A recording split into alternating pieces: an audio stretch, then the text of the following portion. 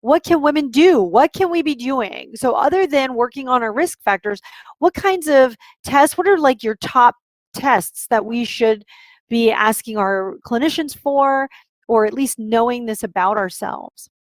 Yes. So I would say let's go over the ones that we've hinted at up to now. One is don't settle for anything less than a blood pressure of 120 over 80. Get a blood pressure cuff in your home and keep an eye on your blood pressure.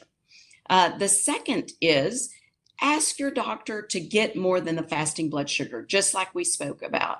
At least a hemoglobin A1C, at least a fasting blood sugar. And guess what? A good old-fashioned 2-hour glucose tolerance test, like many of us had when we were pregnant, is a great test to help us get more clues about whether you're headed for diabetes or not.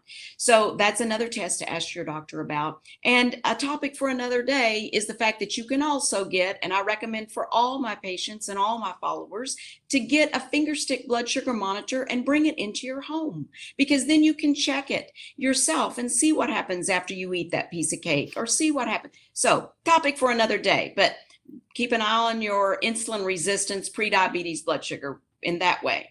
The other thing I would say is to also get an evaluation of your arteries. We haven't talked about this yet, but I'd just like to briefly bring up the fact that very early in life, I say that because I'm in my late 50s. So very early in life, we used to say it was 45 for men and women to get an evaluation of their arteries. Now we say, wow, it's way too late by 45. At 35, doesn't hurt at 25.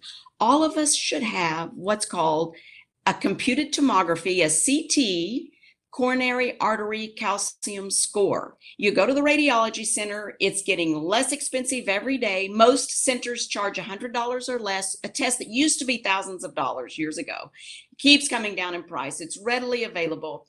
And that information will arm you with, do I have vascular disease today, whether I'm 25 or I'm 85 or I'm 105?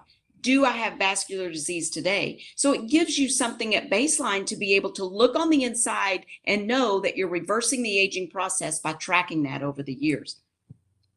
I would Oh, definitely I give love that. it. You said it. You said reverse it, which is great. So to Yes, start with one, if you've never had one of these, a coronary calcium score, ask your doctor.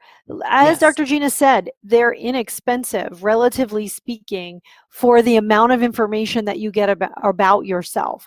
And I can tell you, a heart attack or a stroke are a lot more expensive than a test that runs probably between $50 and $100 at your local hospital.